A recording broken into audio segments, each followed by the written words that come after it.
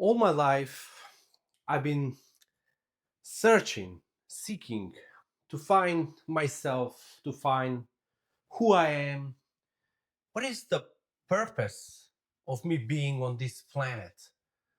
And how to get there? How to get to that point in time and space when everything's gonna be fine and everything's gonna make sense, and all this suffering and all this traveling and all this journey going up and down everywhere will finally have its completion. And I was very curious about it. I was living and failing and searching and seeking to find something that finally will complete me in a way, make me feel like I'm there yet. It could be, career or a person or a standard that is based on social standards that finally can be like, okay, you are now at the right place. You have your friends, you have your family, you have a good career, and everything's gonna be fine. You're gonna feel complete because you finally got there. You know who you are, you know where you are. And I started going around, learning, searching frameworks, books, authors, psychologists, mentors. I was just like gobbling on everything that my hands could find, like reading and trying to implement this framework, implement that framework. What's wrong with me? Why I'm still not enough? What I'm doing wrong with my life? What's wrong with me? What the hell is wrong with me? Why I feel this way? Why the world is this way? Why I cannot fit in? At least I cannot fit in inside how I observe the world, not in reality, because there is no fitting, you know? And the time passed, years passed, decades passed, and I couldn't find myself. I didn't know who I truly was. Until one day, I was just in my bedroom, lying down quietly and no distractions, no noise. It was a period of my life where I just gave up. I said, like, fuck everything, like all the frameworks, all the theories, everything that I ever learned, screw it, like I'm not gonna think about it. And I start inquiring into myself, like asking questions, like, if I take everything that I have, if I take all that I am, who I am. And layers after layers came out. Son, curious guy, emotional guy, um, guy who does marketing, um, someone who is married to this person, to that person. And I was going through all these layers, fears, emotions, thoughts. And I kind of was separated from them, like, fuck, man, this is not me. These are energetic patterns. They've been ingrained inside me over the years, from my parents, from my early childhood, from school, from peers, from society as a whole, from colleagues, from foreign structures. I was like, wow, none of this is mine. I don't have to accumulate more. I don't have to get more. I have to get less. I have to start removing all these layers. They're not mine. I don't have to read more theories. I don't have to figure out anything else. I just have to see myself. And once I saw myself, I was scared. I was truly scared because what I found was nothing. It was dead silence. It was just a observer that is aware and present, and he sees everything, and everything happens inside him, but he is not it. He's not my patterns, he's not my emotions, he's not my thoughts, he's not my action. He's completely immersed in them, but at the same time he's in a way observing them. They're happening inside him. They're joined. And I start looking myself like a video game. Like, okay, this is Tosho, just Tosho walking. I'm observing Tosho. Whoa, Tosho now feels bad. Whoa, Tosho now is hungry. Whoa, Tosho now is repeating his pattern of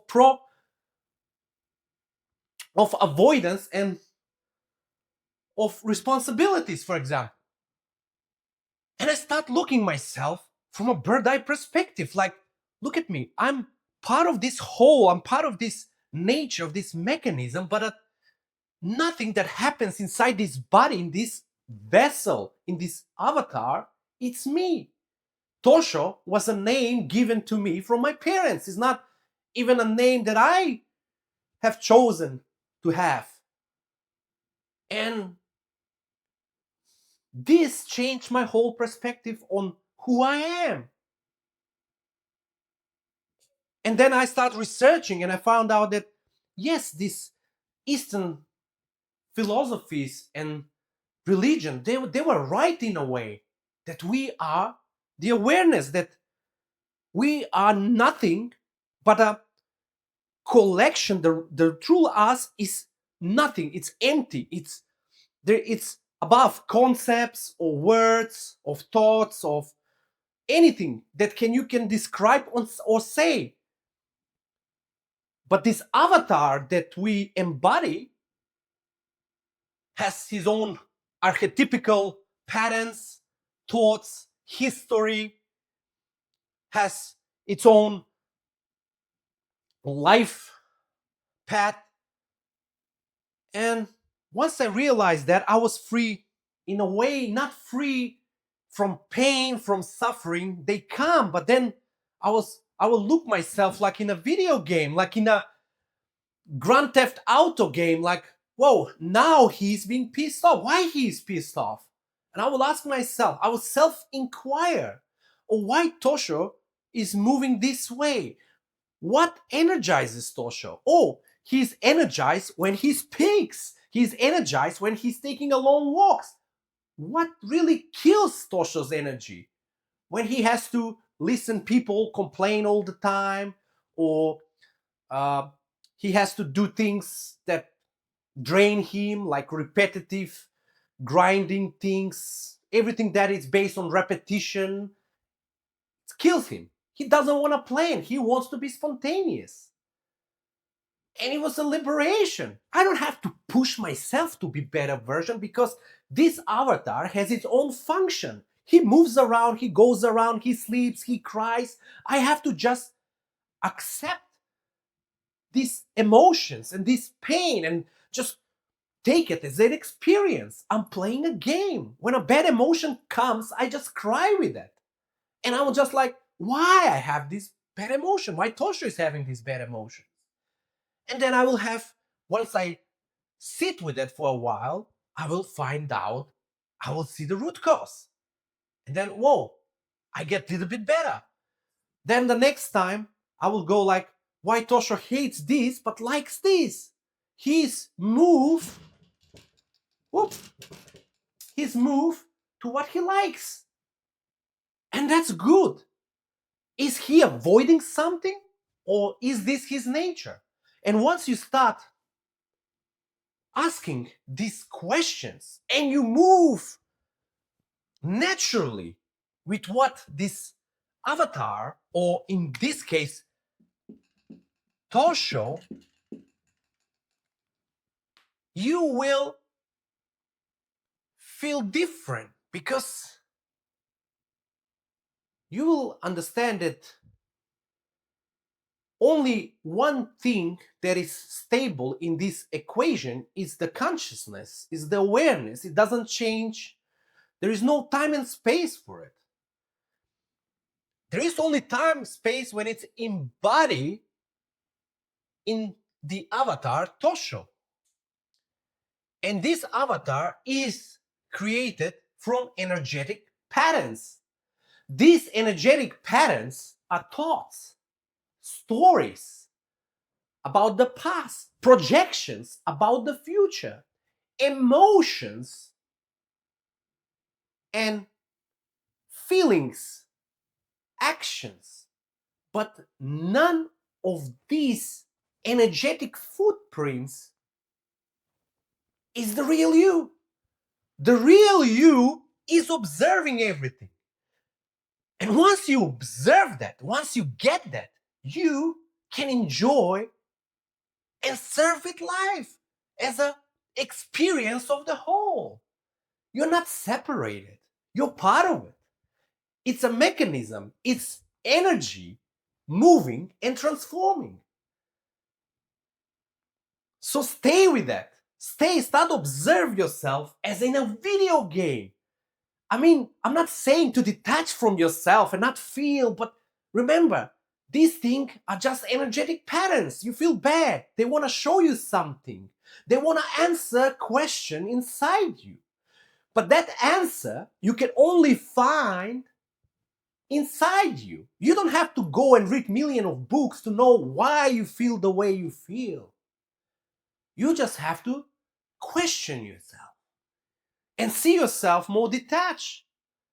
Because only when you detach from this avatar, you can really immerse in the whole life experience without being part or identify yourself with emotion. I identify myself with the anger, then you become the anger. Identify myself with the laziness, then you become the laziness.